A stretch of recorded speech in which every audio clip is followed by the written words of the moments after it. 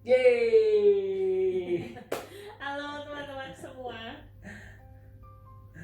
Ya, selamat tahun baru dari kami. Ada Orlando Dan saya Widya. dan ada anak kami di situ. Henok. Jadi sebelumnya selamat Natal. Natal belum ya. Selamat Natal 25 Desember 2020 dan selamat tahun baru 1 Januari 2021. Oke, kita mau ngapain nih, Mak?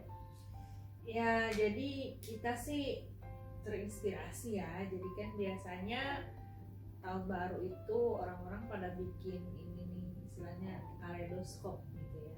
Apa saja sih yang udah dialami di sepanjang tahun yang sudah lewat gitu. Biasanya sih dilakukan pas mau buka-buka tahun ya, cuman ya udahlah di tahun baru kita sambil merenung lagi, mengingat-ingat lagi apa sih yang udah kita alami di tahun 2020 gitu. Ya, tapi kebanyakan orang bikin ini ya, apa tuh di 2021 itu apa namanya, kayak satu target. Iya. Apa namanya? Apa namanya ya?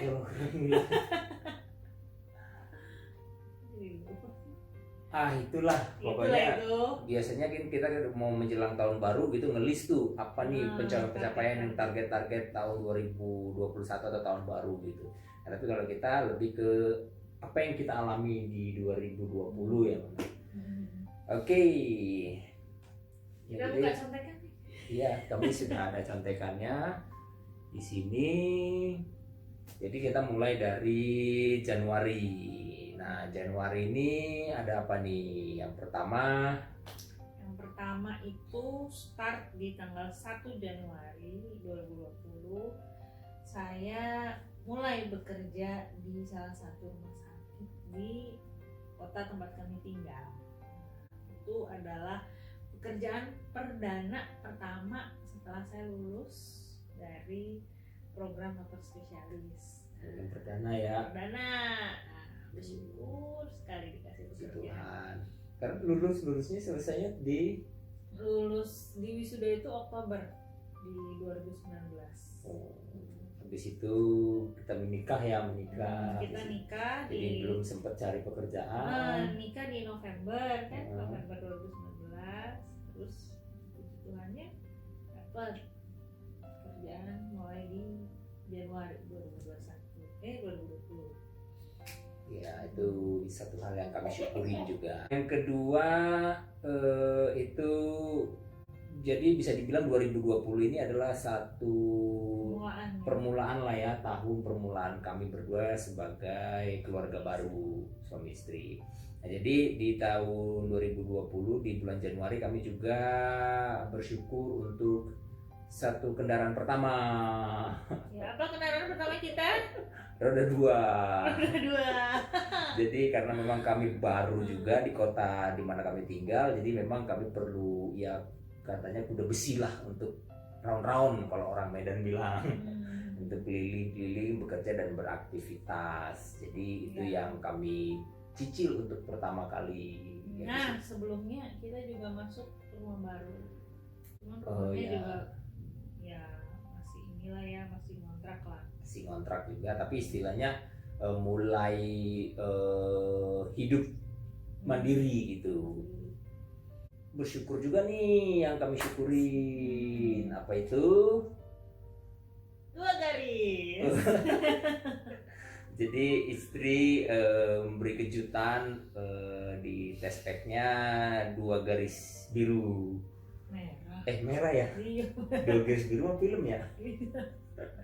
2 garis merah yang menandakan bahwa dia positif hamil. Wah, itu bersyukur banget, puji Tuhan. Puji Tuhan, nikah di November, terus Januari udah dikasih. Lanjut. Nah, di Februari nih ada apa? Di Februari. Jadi ada satu yang mulailah mengalami goncangan kehidupan ya. Ya, itulah. Jadi duluan siapa waktu itu? duluan ini Iya, dokter kandungan. Iya, kita kan kontrol tuh ke dokter kandungan ya. Kontrol, jadi waktu Januari kontrol ke objin benar positif hamil kan. Terus bulan Februari kontrol lagi karena waktu itu saya habis kerja terus kok keluar flek gitu. Ya udah, coba cepet deh ke dokter kandungan kan untuk melihat gimana keadaan si janin. Terus saat itu dokter objinnya mengatakan suatu hal yang buruk gitu. Dia bilang bahwa jantung janinnya nih lemah gitu. Dan terus ini ya ada kemungkinan gak berkembang gitu. Soalnya ukurannya lebih kecil dari yang seharusnya. Itu buat kaget ya. Iya, pada saat itu waduh, ya Tuhan, ini rupanya ada cobaan gitu, ada ujian nih dari Tuhan nih. Aduh, keluar dari tempat prakteknya dokter itu ya langsung bercucuran air mata. Dia nangis, mewek semewek-meweknya gitu. Ya itulah cobaan yang pertama lah ya. Ya itu bisa jadi ya cukup mengguncang lah pribadi kami atau ya sebagai pasangan suami istri. Baru dikasih tapi udah divonis begitu kan. Tapi kami ya walaupun nangis tetap doa, tetap berharap sesuatu terjadi kepada calon bayi pada saat itu. Ya. Terus belum selesai di situ ya.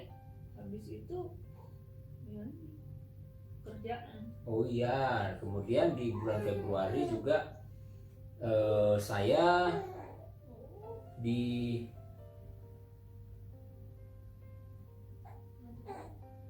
lanjut aja. Nah, saya di PHK dari pekerjaan. Nah, ini guncangan kedua yang terjadi di bulan Februari kepada kami sebagai pasangan suami istri. Nah, ini juga ya menjadi satu tantangan tersendiri ya, challenge tersendiri bagi kami gitu, karena gimana ya, baru mulai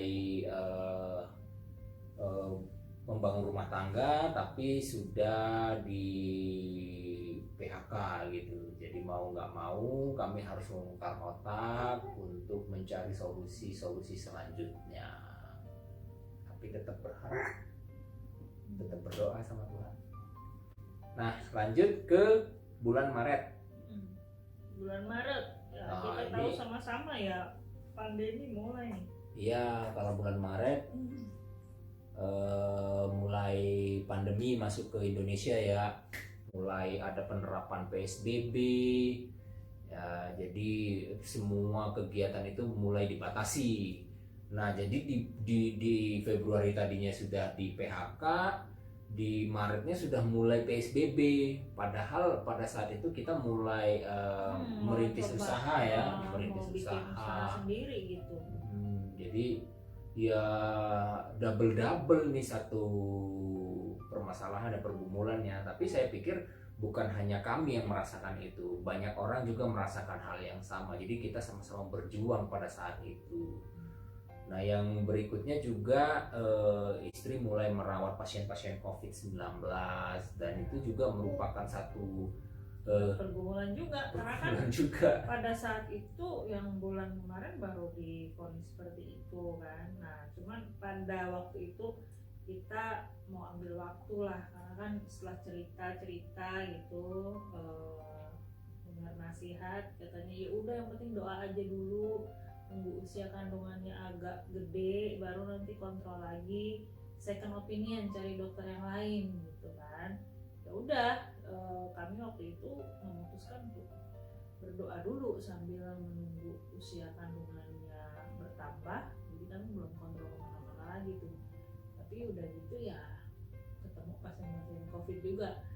Ya cuman karena tugas ya udah dijalanin aja gitu saat itu. Kemudian bulan Maret kayak gitu ya. Masuk ke bulan April. Jadi memang di Maret sudah mulai merintis usaha, di April kami memang berencana untuk mendirikan satu perusahaan ya, dan April itu sudah berdiri PT. PT kami Toba Energi Nusa Jaya. Itu kan berdiri di bulan April. Walaupun pada saat itu belum ada bidang khusus ya. Sebenarnya Bidangnya sih ada ya. bidangnya ada, cuman ya karena pandemi jadi ya itulah ada trouble atau problem atau kesulitan untuk mencari proyek-proyek. Ya. Nah di bulan April ini kami mulai nih mencoba mencari second opinion. Usia kandungan waktu itu sudah 12 minggu ya. Jadi kami ke dokter veto maternal di rumah sakit Bunda Depok ya, ke dokter Novi. Nah puji Tuhannya pada saat itu beliau mengatakan janinnya baik-baik saja, jantungnya juga berdenyut dengan baik, frekuensinya normal, semuanya normal gitu. Dan itu suatu hal yang juga disyukuri ya. Ternyata doa-doa, kesabaran, nggak panik waktu itu ya itu membuahkan hasil gitu. Kita tetap percaya saat itu kalau si janin waktu itu nggak ada apa-apa, dan ternyata benar gitu pada bulan April itu dinyatakan ya normal-normal aja ya. Nah kemudian di bulan Mei nih, di bulan Mei mulai ya baru kelihatan ya, karena memang di April sudah PT-nya berdiri, di bulan Mei mulai mencari proyek-proyek ya, tapi ya usaha masih sepi karena memang pada saat itu semua orang lagi melakukan efisiensi gitu, baik itu orang-orang pribadi secara pribadi ataupun perusahaan-perusahaan calon-calon klien pada saat itu tembakan-tembakan. Jadi proyek-proyek itu sepi gitu. Karena perusahaan kami kan bergerak di bidang PLTS ya, pembangkit listrik tenaga surya gitu. Jadi memang masih sepi lah, masih butuh perjuangan gitu. Nah, akhirnya ya kita coba-coba mikir nih gimana ya biar PT ini nih nggak diem aja gitu kan. Ya. Akhirnya kita cobalah jualin barang aja yuk. Ya, jadi jualin barang mulai dari reseller di marketplace yang ada gitu. Jadi semuanya dilakukan untuk ya orang bilang menyambung hidup ya. Yang ini semua dilakukan, ya udah kita jualin barang orang, reseller, dan ya semuanya ya kita lakukan lah gitu, kita berusaha aja gitu, hasilnya ya belum tahu pada saat itu seperti apa. Nah kemudian Mei ini ada satu permasalahan juga, yaitu pergumulan juga, yaitu saya masuk rumah sakit nih. Ya itu gara-gara banyakkan pikiran kayaknya. Saya tahu sakitnya seperti apa, tapi mungkin ya lebih mungkin kepada permasalahan pikirannya, karena mungkin masalah yang terjadi jadi masuk rumah sakit lah, ngedrop akhirnya ya sampai dirawat rumah sakit ya, ya jadinya nambah lagi beban biaya ya istilahnya ya. Udah saat itu lagi ini pengeluaran baru terus masuk rumah sakit lagi ya, emang sih pada saat itu mau ngomong nak? Iya mau ikut cerita ya. Mau ikut ngobrol. Iya betul, iya begitu. Ya itu jadi masuk rumah sakit, padahal ya seperti yang dibilang tuh kantong memang sudah harusnya pas, kita harus benar-benar bilang, tapi ada pos yang tidak seharusnya keluar dan kami keluarkan. Tapi nggak apa-apa, sudah berlalu dan kami ada pada saat ini di sini. Nah di Juni ini juga masih sepi gitu ya, usaha juga masih sepi, proyek-proyek juga masih sepi karena memang ya pandemi semua masih efisiensi gitu. Ada klien-klien yang kita deketin tapi mereka cancel, kita deketin yang lain mereka cancel lagi, jadi ya seperti itu gitu. Kemudian di Juni ini bersyukurnya dipercayakan Tuhan satu aset ya. Ya gimana ya, bisa dibilang karena kan kita minta itu ya Tuhan, kan udah hamil gitu, pengennya Sini sama Bapak. jangan sampai Ya jadi kendaraan buat istri lah gitu, kendaraan kedua. Jadi ya supaya bukan buat aku doang sih. iya sih. Maksudnya kan udah hamil tuh, maksudnya mikirnya biar jangan kehujanan, terus nanti kalau babynya lahir juga repot kan kalau roda 2. Ya kita berdoa lah waktu sebelum itu biar dapet yang sebuah mobil gitu. Jadi kita coba cari-cari kendaraan yang ya bisa dijangkau lah, second juga nggak apa-apa, cicilan. Kita rencana mau nyicil tuh ya kan. Ternyata kita nyari-nyari ke showroom, gara-gara pandemi DP juga harus tinggi ya, justru lebih tinggi DP untuk mobil second daripada DP untuk mobil baru. Ya udah, kita waktu itu sih ya coba-coba cari aja deh, kalau misalnya dapet ya syukur, kalau nggak dapet ya udah.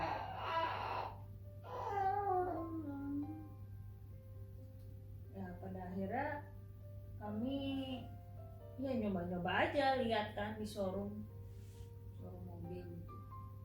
Udah nggak begitu gimana sih, coba-coba aja lah, paling juga nggak di approve gitu kan.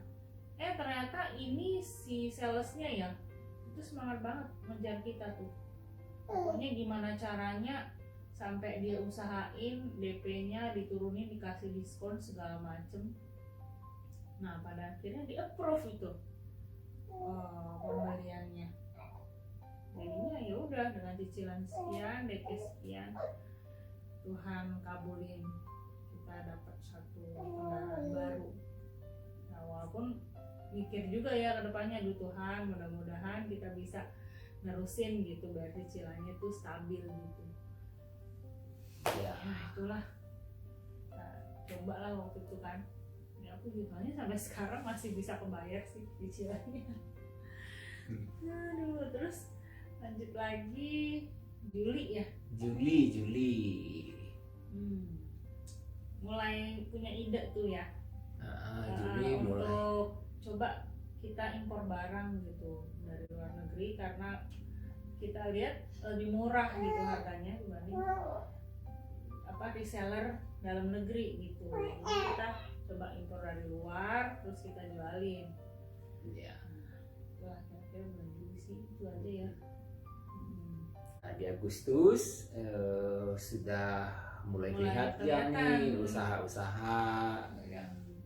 Jadi baik di marketplace-nya, baik barang-barang yang diedar dari impor itu tadi sudah mulai kelihatan, dan sudah bisa mulai nabung pada saat itu. Untuk kelahiran anaknya kita mulai nabung untuk persiapan kelahiran anak. Terus di September kita mulai cari-cari rumah sakit nih untuk mau bersalin di mana. Kan sebelumnya kami jadinya kontrol di rumah sakit Bunda ya. Ya kami mikirnya aduh kok kayaknya jauh nih dari rumah, kalau bisa deket aja, jadi kalau misalnya ada kontraksi segala macam tuh cepet nyampe rumah sakit gitu kan. Ya udah, kita udah dapet nih rekomendasi satu rumah sakit yang deket dari rumah. Nah rupanya pas beberapa kali kontrol ke situ, dicek menurut dokter di situ, saya nih ukuran panggulnya pas-pasan, terus anaknya kok gede ya gitu, jadi disaranin untuk lahirnya dioperasi sesar gitu. Nah berpikir-pikir gitu kan, aduh gimana ya, saya mikir aduh kalau sesar komplikasinya gimana, luka operasinya gimana. Ya udah kita coba cari ke objin yang pro kelahiran normal gitu, dan kita dapat saran. Dan kebetulan saya juga ingat beliau waktu di rumah sakit tempat saya kerja dulu. Beliau itu Dokter Handaya di Rumah Sakit Medistra Jakarta Selatan ya. Udah kita coba konsultasi sama beliau gitu. Dan saat itu sih beliau bilang saya bisa untuk lahir, anak saya bisa lahir normal gitu. Udah kita doain semoga lancar, semoga di hari ini bisa lahir normal. Dan betul di bulan Oktober itu anak kami Ini yang ngoceh-ngoceh. ya, puji Tuhan bisa lahir dengan normal, sehat, lancar, persalinannya lancar banget. Itu semuanya karena kasih karunia Tuhan banget lah. Itu ada kejadian menarik ya untuk persalinannya. Gimana tuh? Iya, jadi sebenarnya waktu itu kita datang ke situ ya hari Kamis ya untuk kontrol gitu. Jadi untuk kontrol. Nah setelah kontrol pulang ke rumah mama di Depok, rumah mertua kan. Jadi cerita bahwa istri pada saat itu sudah flek paginya gitu. Nah, udah keluar inilah darahnya gitu kan. Jadi mama nih langsung getol ngotot lah. Kalau begitu kenapa kamu kembali lagi pulang? Ya udah langsung aja balik lagi ke rumah sakit nih. Nginep aja di sana. Itu sebentar lagi itu pasti. Gitu. Kita sih sempat nggak percaya ya. Soalnya kata dokter objinnya bilangnya ini kok suruh pulang dulu. Kita sempet percaya aja sama mama katanya. Kita sempet juga nih, ya udah kita pulang keluar dari rumah mama dengan bilang ya udah kami balik ke rumah sakit. Tapi padahal pada saat itu kami sempet belok mau pulang ke rumah gitu. Jadi nanti malam aja lah datang ke situ kalau memang harus mau balik lagi gitu. Tapi di tengah perjalanan mau ke rumah tuh, ya kita lihat kok jalanan macet, ke arah Jakarta macet, terus juga sudah mulai kontraksi walaupun belum teratur banget ya pada saat itu. Iya, udah mulai lah, mulai ada gitu kan. Sampai pada akhirnya kami putuskan untuk ya sudah kita putar balik aja, balik ke rumah sakit gitu. Kita ikutin sarannya mama gitu kan. Jadi kita putar balik macet-macetan. Tapi puji Tuhan sampai di rumah sakit pada saat itu jam 6 sore ya. Kita observasi dan sempat makan juga. Habis itu jalan-jalan supaya kontraksinya lancar. Pas dicek di VK sudah mulai ada kontraksi per 10 menit ya, atau ya masih per 10 menit. Tapi bidannya juga masih percaya nggak percaya gitu, masih bilang udah kamu pulang aja gitu ya. Karena ini masih lama, karena kami bilang juga ini berapa jam ya setiap pembukaan, bisa 4 jam gitu. Jadi pokoknya kata-katanya seperti kami pergi dulu lah gitu. Dulu. Cuman ya udah kita bilang udahlah kamu rawat aja di sini gitu. Dan ya untung aja sih kita rawat di situ ya. Soalnya udah jam 9 itu kontraksinya udah setiap 7 menit. Lama makin sering per 5 menit. Oke. Jadi jam 9 sudah mulai kontraksi teratur ya. Per 7 menit, kemudian maju per 5 menit gitu ya. Jadi kami putuskan untuk nggak pulang lagi, nginep aja di rumah sakit gitu. Dan ya, bener aja ya. Jam 2:30 ya, jam 2:30 itu aduh saya udah nggak tahan banget, udah manggil suster. Jadi saat itu ketuban pecah, langsung diangkut ke TK lagi. Itu juga bidannya kaget juga ya. Iya, kaget juga tuh, ada yang menarik. Jadi karena mereka nggak percaya akan lahiran dalam waktu dekat, jadi pas jam 3 waktu kami panggil bidan, dicek pembukaannya udah lengkap gitu. Padahal pas waktu jam 8 ya, jam 8 pemeriksaan pertama tuh masih bukaan 2 tuh. Dan saya juga lihat raut wajah bidan ini waktu angkat telepon untuk telepon temannya di kamar sebelah ya untuk ngasih tahu bahwa pembukaan lengkap. Ayo nih udah lengkap sambil bergetar kagok atau kagum atau gimana gitu. Serius ini gitu. Jadi habis ditutup temennya datang nggak lama tuh tutupan pecah. Langsung diangkat ke VK, kemudian dokter datang dan prosesnya ya cepet ya, dua kali ngeden udah langsung keluar. Aduh nggak berasa, nggak diperintah tuh air mata keluar, nangis aja gitu. Puji Tuhan banget semuanya lancar. Tapi ada yang menarik juga tuh sebelum itu tuh. Jadi waktu sebelumnya kan waktu mulai buka kamar tuh, buka room kan, saya kan ke bawah untuk ngurus administrasi. Jadi ini kan bukan jadi plan awal ya sebelumnya ya untuk bisa lahiran di sini. Jadi kami tanya-tanya. Padahal ya, awalnya kan udah planning di rumah sakit yang dekat aja di rumah kan. Dan tahu-tahu justru malah di rumah sakit yang jauh di Jakarta gitu kan. Rumah di mana, rumah sakitnya di mana, udah gitu plan biayanya juga kita nggak sampai ke situ. Nggak sempet mencari tahu gitu rumah sakit ini berapa gitu kan. Tapi rumah sakit yang lain kami sudah list gitu. Nah waktu di hari H saya tanya kan berapa nih gitu. Wah kami nggak punya paket, dia bilang begitu. Tapi estimasi berapa? Nah dia sampaikan kepada saya estimasi itu sekitar 40 juta. Dan itu membuat saya, aduh Tuhan, 40 juta ini kayaknya nggak segini tabungan kami, di luar budget sebenarnya gitu.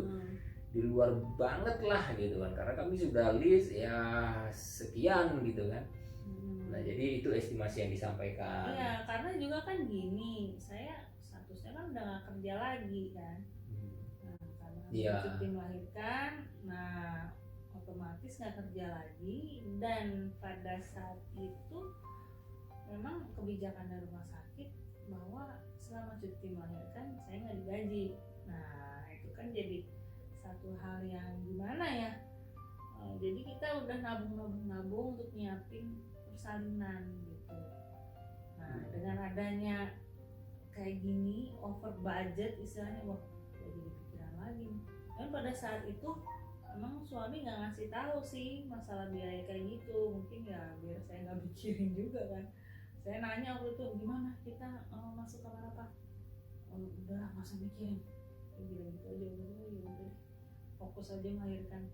Terus pada akhirnya pas kita mau close billing-nya, ya pas mau pulang nih kan saya udah ke bawah kan ke administrasi. Saya sudah mikir memang sih saya pikir kalau udah 40 itu mungkin kalau udah ada tindakan ya, mungkin entah SC atau komplikasi lain. Tapi kan saya berpikir oh ini normal, kemudian perawatan hanya 2 malam ya, 2 malam. Jadi mungkin saya berpikir kayaknya memang nggak sampai segitu sih, tapi pasti tetap over budget gitu. Saya pikir begitu gitu kan.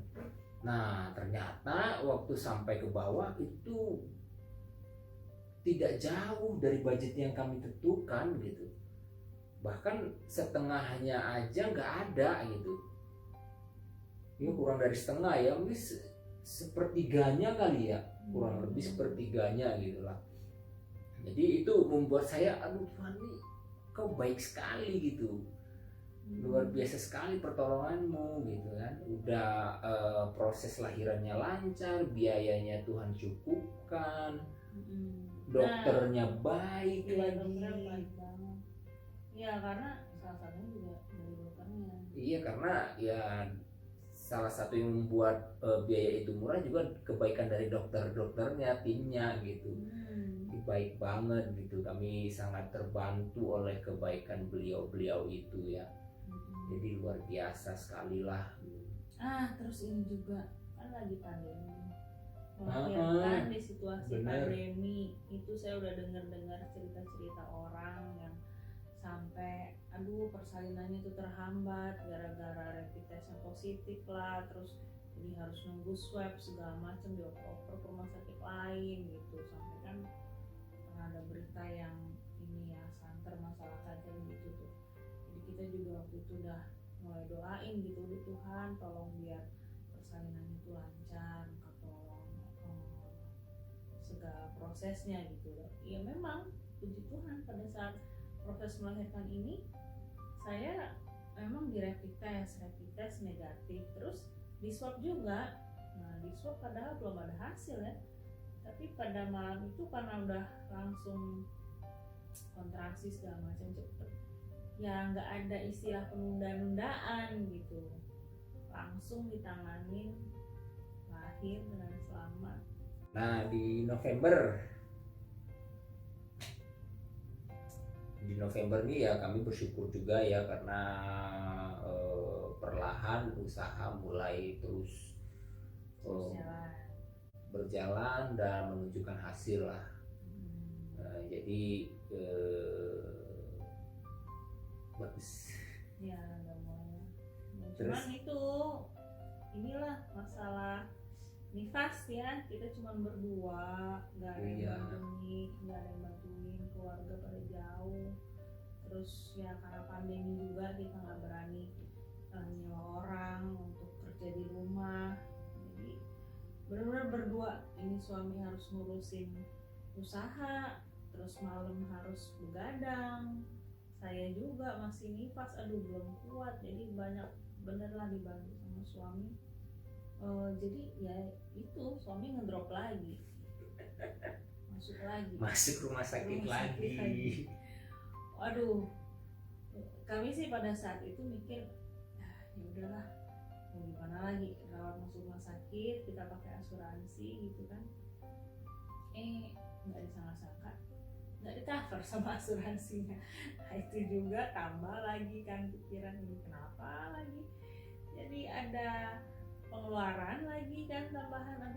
Terus karena nggak di-cover kita juga jadi sebel ya sama rumah sakit, sama asuransi. Ini kenapa sih kita pakai asuransi biar ya istilahnya aman lah gitu ya, ternyata malah bermasalah begini. Iya, jadi sebenarnya asuransi kita punya fitur cashless ya pada saat itu, cuman karena ada beberapa miss lah, saya ya nggak tahu gitu kan, jadi cashlessnya tidak bisa dipakai gitu, dan rumah sakit dan pihak asuransi pada situ menyarankan untuk masuk ke sistem reimburse gitu. Tapi tetap aja gitu setelah itu pusing gitu kan, karena ada kemungkinan nggak di approve juga gitu kan, nggak di cover juga karena ada kesalahan pengisian asuransi pada saat itu. Jadi ya udah mumet nih kepala itu, karena itu bukan pos yang direncanakan gitu, karena kami kan sudah ya gimana ya, usaha merintis, istri juga pada saat itu lagi cuti, jadi semua pos itu sudah kami pilih-pilih, ini untuk ini untuk ini untuk ini. Jadi untuk hal-hal yang tidak terduga ini kami memang belum siapin gitu, jadi sebisa mungkin itu tidak terjadi lah gitu, tapi terjadi. Nah ini yang jadi pikiran lagi kan gitu, sampai pada akhirnya kami berdoa nih sama Tuhan gitu kan, dan mulai berdamai gitu dalam hati kami. Jadi kalaupun memang Tuhan mau kami pakai pos yang lain untuk menutupi ini sementara, ya kami mau berdamai lah, intinya begitu, nggak jadi masalah gitu. Tapi tetap proses reimbursement kami lakukan gitu ya. Jadi seperti kayak ya dibilang nothing tulus nggak juga, berharap juga ya, pokoknya reimburse serta berharap untuk ini di approve gitu.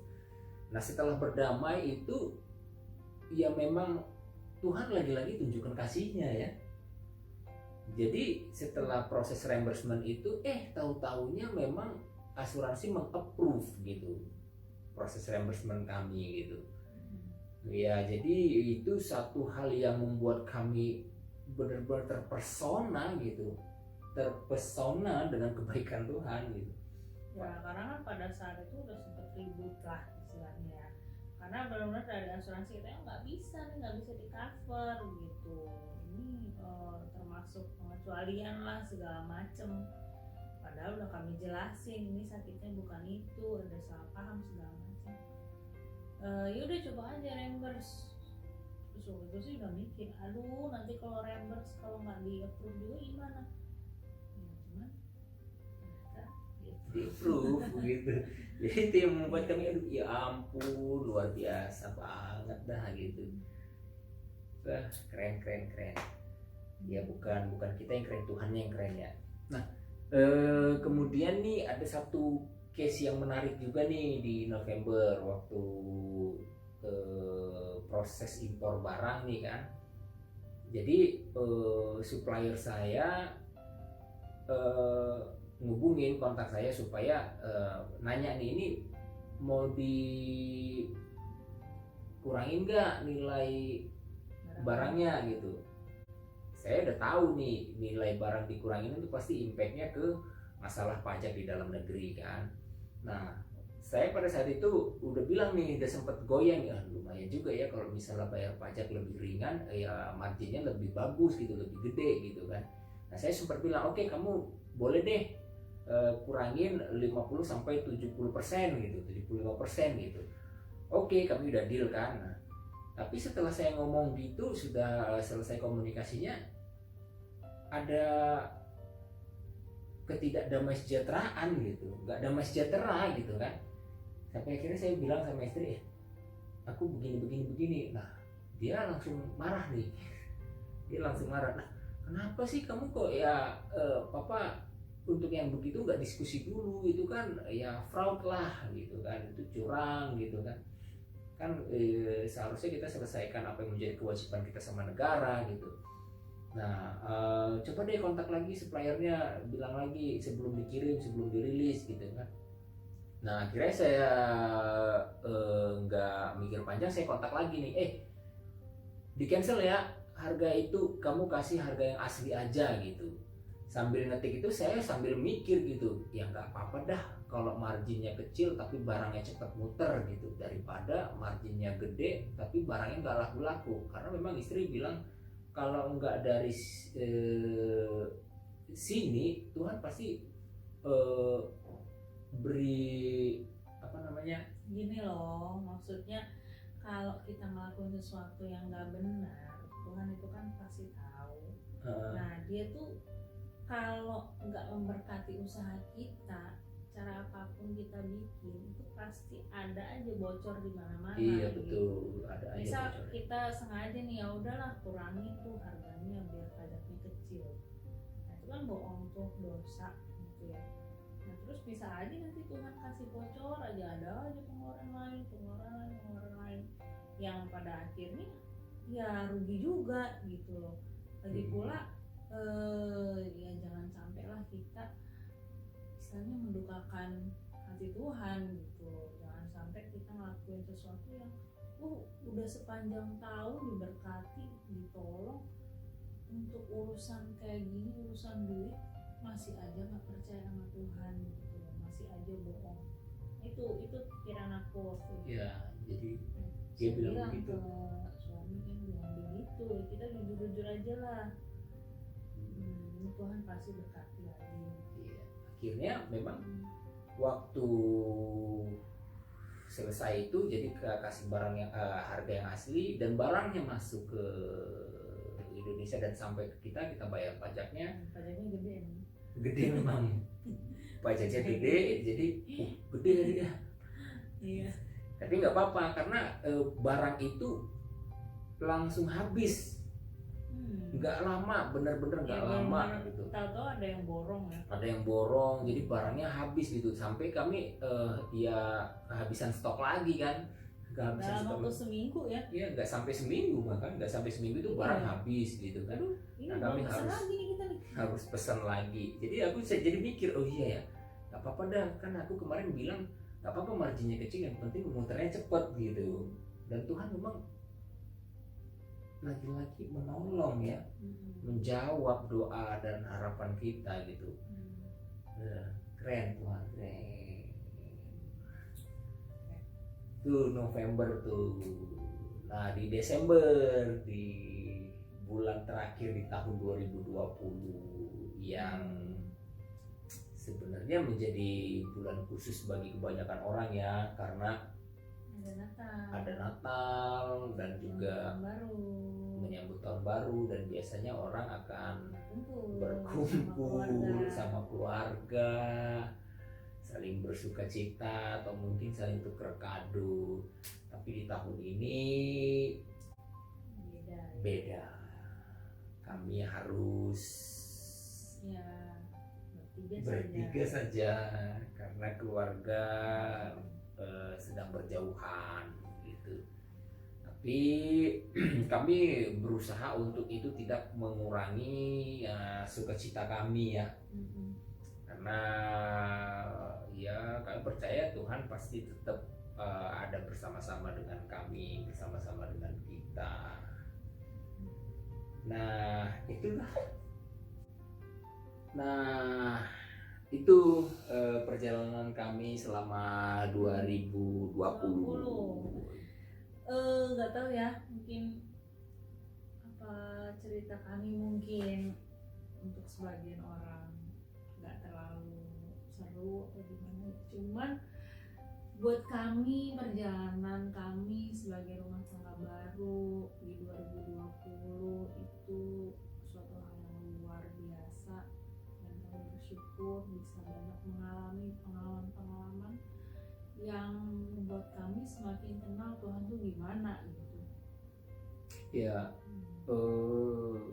kami berpikir bahwa Tuhan itu tidak pernah meninggalkan lah, gitu, nggak pernah meninggalkan kita.